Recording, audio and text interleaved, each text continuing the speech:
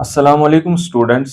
Today in this class, we will discuss stress, bereavement and crisis. सबसे पहले देखते हैं स्ट्रेस का क्या मतलब होता है। स्ट्रेस का मतलब होता है एक ऐसा मेंटल टेंशन जो किसी डिफिकल्ट सिचुएशन की वजह से आ जाए। और ये जो स्ट्रेस होता है इसकी वजह से एक इंडिविजुअल के अंदर कई तरह की बीमारियां हो सकती है, इवन की डेथ तक हो सकती है। अब ये जो स्ट्रेस है इसके लिए डिफरेंट मॉडल्स दिए गए हैं। एक मॉडल का नाम है रेस्पॉन्स बेस्ड मॉडल, एक मॉडल का नाम है स्टिमुलस बेस्ड मॉडल और एक मॉडल का नाम है ट्रांजैक्शन बेस्ड मॉडल। यहां पर जिस मॉडल को हम डिस्कस करेंगे that is known as response based model. ये जो मॉडल है ये हेनस सेली ने दिया है और उसने कहा कि जब किसी इंडिविजुअल को स्ट्रेस मिलता है तब उसकी बॉडी उस स्ट्रेस को 3 स्टेजेस के थ्रू रेस्पॉन्ड करती है और इस बात पर डिपेंड करता है कि वो स्ट्रेस कितना है और इस बात पर भी डिपेंड करता है कि उस पर्सन के पास कोपिंग स्ट्रेटजीज, डिफेंस मैकेनिज्म्स या नॉर्मल बॉडी होम्योस्टेसिस का क्या स्टेटस है। तो उसने कहा कि जब किसी इंडिविजुअल को स्ट्रेस होगा सबसे पहले अलार्म रिएक्शन होगा और अलार्म वाला स्टेज होगा। इस स्टेज के अंदर बॉडी उस स्ट्रेस को नॉर्मल कोपिंग मैकेनिज्म्स या नॉर्मल होम्योस्टेसिस के थ्रू काउंटर करने की कोशिश करती है।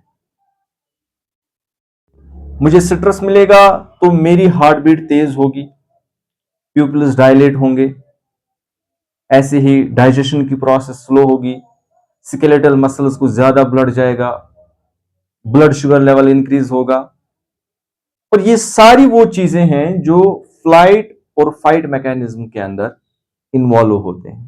तो इस रिएक्शन का दूसरा नाम है फाइट एंड फ्लाइट मैकेनिज्म।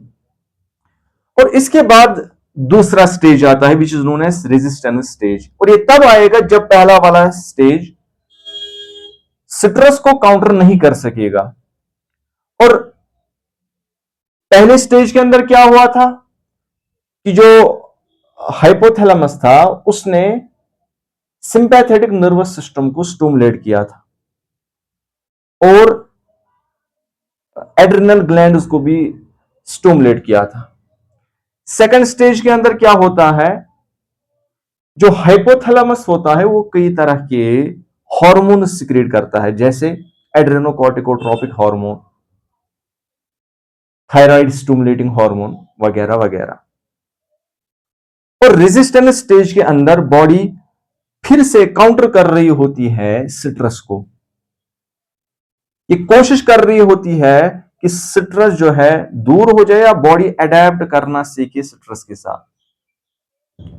और अगर ऐसा होता है तो ठीक बात है, नहीं होता है तो रेजिस्टेंस स्टेज एग्जॉशन स्टेज में कन्वर्ट हो जाता है। यानी रेजिस्टेंस स्टेज अब इतने स्ट्रेस को बर्दाश्त नहीं कर पाता है और बॉडी पर इतना दबाव पड़ जाता है कि वो बिल्कुल एग्जॉस्ट हो जाती है, खत्म हो जाती है। हर तरह के ऑर्गन के ऊपर असर पड़ता है, खास तौर पर हार्ट के ऊपर असर पड़ता है और एड्रिनल कॉर्टेक्स के ऊपर असर पड़ता है। और ये जो एग्जॉशन स्टेज होता है इसके अंदर आखिरकार बॉडी की सेल्स डाई होने लगती हैं, मरने लगती है। सो this was about the response based model that was provided by the heinous सेली।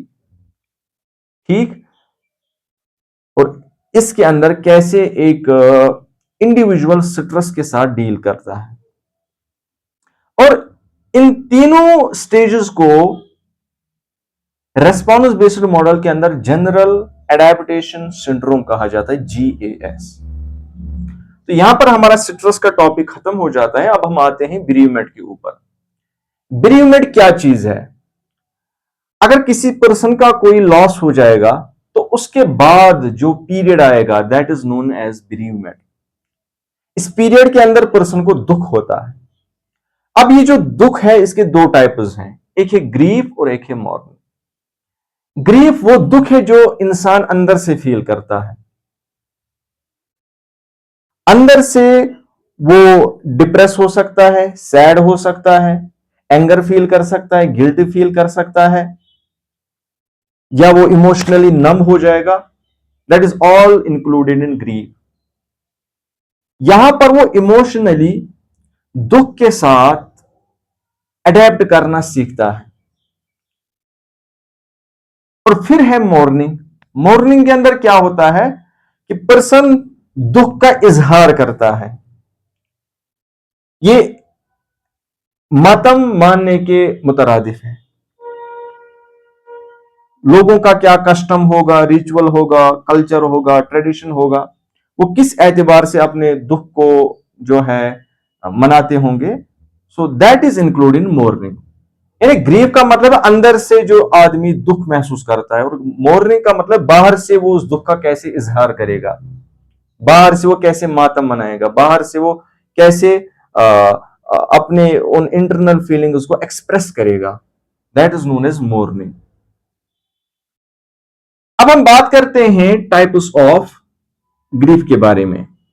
ये जो दुख होता है इसके कई तरह के टाइप्स होते हैं। एक होता है नॉर्मल ग्रीफ। नॉर्मल ग्रीफ एक ऐसा ग्रीफ होता है जो different stages of Kubler Ross's process of grieving के थ्रू गुजरते हैं। अभी आप पढ़ेंगे कि एक थ्योरिस्ट थी, उसका नाम था कुबलर रॉस। उसने ग्रीविंग प्रोसेस के डिफरेंट स्टेजेस दिए। उसने कहा कि जब किसी पर्सन को कोई दुख हो तो वो इन स्टेजेस के थ्रू गुजरेगा। अगर कोई दुख इन स्टेजेस के थ्रू गुजरे सिंपल तरीके से, that grief is known as normal grief. और दूसरा है एंटिसिपेटरी ग्रीफ। ये एक ऐसा ग्रीफ होता है जो पर्सन को दुख होने से, आई मीन टू से लॉस होने से पहले ही फील होता है। अभी उसका नुकसान नहीं हुआ है, अभी उसको कोई घाटा नहीं हुआ है, अभी उसका कोई लव्ड वन नहीं मरा है, लेकिन उसको पता है कि आगे जाकर ऐसा होगा। उसका कोई लव्ड वन टर्मिनल इलनेस के अंदर मुब्तला है और वो 10 दिनों के अंदर मरने वाला है, क्योंकि डॉक्टर ने ये पहले ही कह के रखा है। अब इसको पहले से ही दुख होगा। तो ये जो पहले से पर्सन को दुख होगा, this is known as anticipatory grief. और तीसरा है conventional grief. Conventional grief, normal grief. कोई लॉस हुआ, कोई लव्ड वन मर गया, कोई नुकसान हुआ, उसके बाद जो है पर्सन को दुख होगा, that is known as conventional grief. और इसमें ग्रीफ भी मनाया जाता है, मोर्निंग भी किया जाता है। और फिर है चौथा वाला, डिसएनफ्रेंचाइज्ड ग्रीफ। ये एक ऐसा ग्रीफ होता है जिसको आप कहें कि मतलब सोसाइटी के अंदर मॉर्न करना एक्सेप्ट नहीं किया जाता है। आप इस दुख को अच्छी तरह से आप ऐसा कहें कि एक्सप्रेस नहीं कर सकते हैं। और अगर आप किसी को कहेंगे कि मुझे मेरा ऐसा दुख है तो आपको झिझक महसूस होगी। That is not disenfranchised grief. अब ऐसा कौन सा ग्रीफ होता है? सबसे पहले डिपेंड करता है कि सोसाइटी कौन सी है, कल्चर कौन सा है, जगह कौन सी है।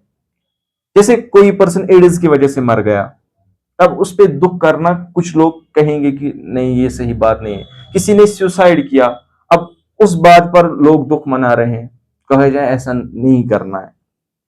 ऐसे ही अबॉर्शन हो गया या प्रीनेटल डेथ हो गई, और ऐसे ही और भी कई तरह के ये दुख हैं, तो they are known as disenfranchised grief.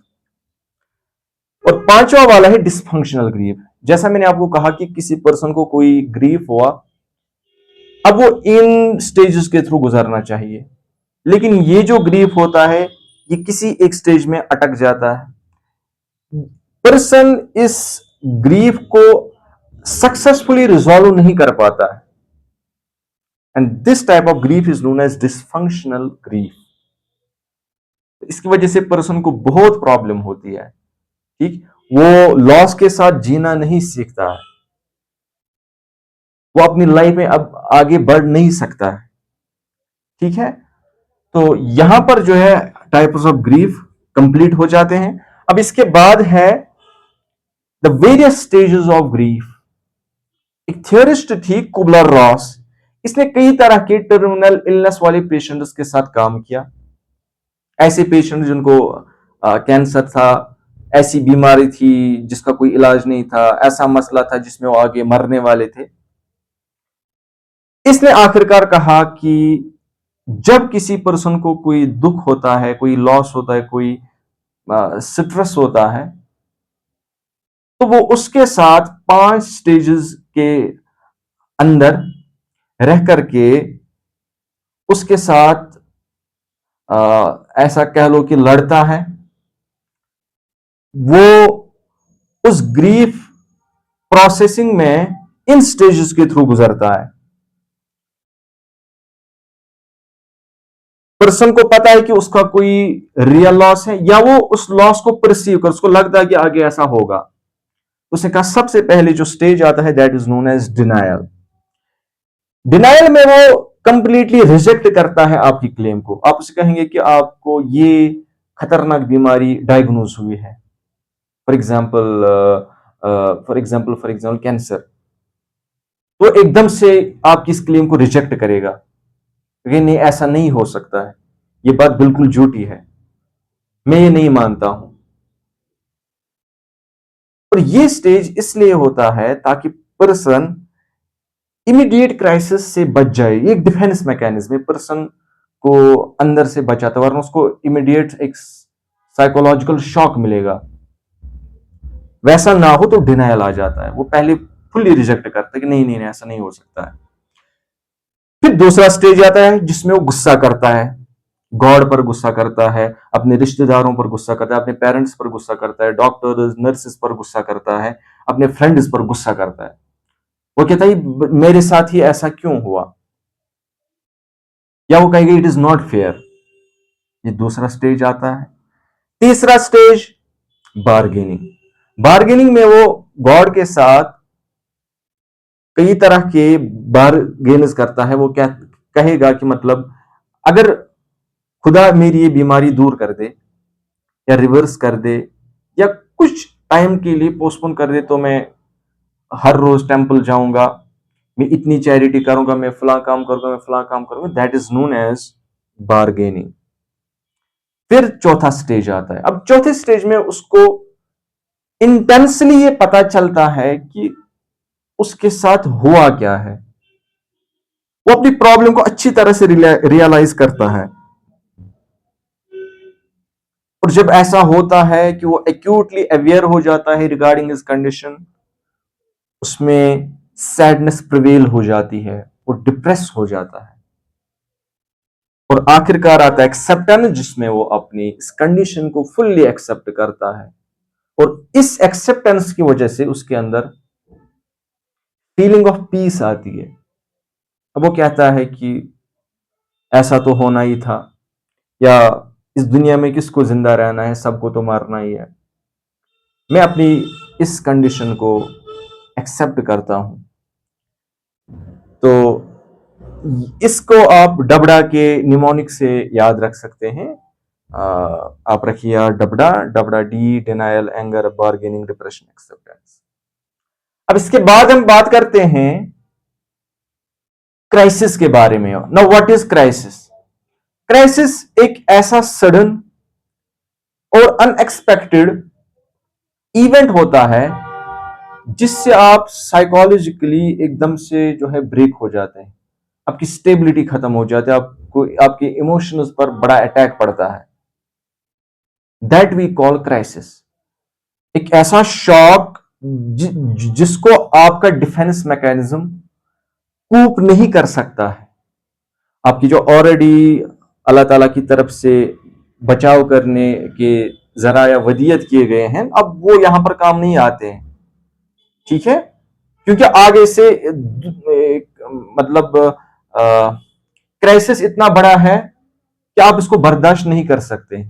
That we call crisis. अब इसके टाइप्स के बारे में बात करेंगे, वहीं पर आपको समझ आएगा कि क्राइसिस किस नौइयत का होता है। अब ध्यान रखिए एक टाइप है मैच्योरेशनल क्राइसिस। मैच्योरेशनल क्राइसिस का दूसरा नाम डेवलपमेंटल क्राइसिस भी है। ये वो क्राइसिस होते हैं जो ऐसी इवेंट्स में हो जाते हैं जो इंसान की डेवलपमेंट के साथ जुड़े होते हैं, या ऐसे इवेंट्स जो पर्सन के अंदर इमोशंस को ट्रिगर करते हैं। फॉर एग्जाम्पल, किसी की शादी हो गई, कोई रिटायर हो गया, किसी का बच्चा हो गया, कोई पहली बार अपने घर को छोड़ के किसी दूसरी जगह काम करने जा रहा है, इससे पहले वो ऐसा। तो ये जो उसमें एक नए तरह की इवेंट्स हो रहे हैं, तो ये मैच्योरेशनल क्राइसिस कहलाते हैं। दूसरा है सिचुएशनल क्राइसिस। अच्छा, कुछ ऐसी सिचुएशंस हो जाती हैं जो पर्सन की इंटेग्रिटी को थ्रेटन करते हैं। सिचुएशनल क्राइसिस हम उन क्राइसिस को कहते हैं। और तीसरा है एडवेंटिशियस क्राइसिस। एडवेंटिशियस क्राइसिस एक ऐसा क्राइसिस होता है जो रोजमर्रा की जिंदगी में नहीं होते हैं, जैसे सैलाब आ गया, अर्थक्वेक आ गया, किसी के साथ रेप हो गया, उसके लिए एक एडवेंटिशियस क्राइसिस है। रायट्स हो गए, तो ये है एडवेंटिशियस क्राइसिस।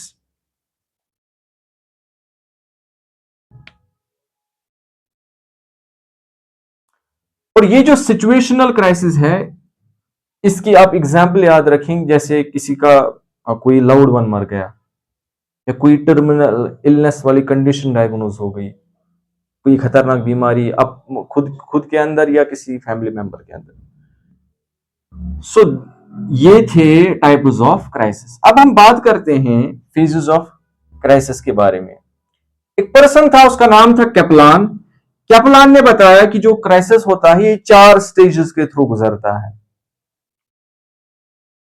एंड यहां पर भी ये बात जो है तय करेगी कि पर्सन किस स्टेज के अंदर तक आएगा, जब हम ये कहेंगे कि उसमें कितना स्ट्रेस है, उसमें कितना, ये क्राइसिस की लेवल क्या है। Depending upon the level of crisis, ये फेजेस ऑफ क्राइसिस आएंगे जो कैपलान ने दिए।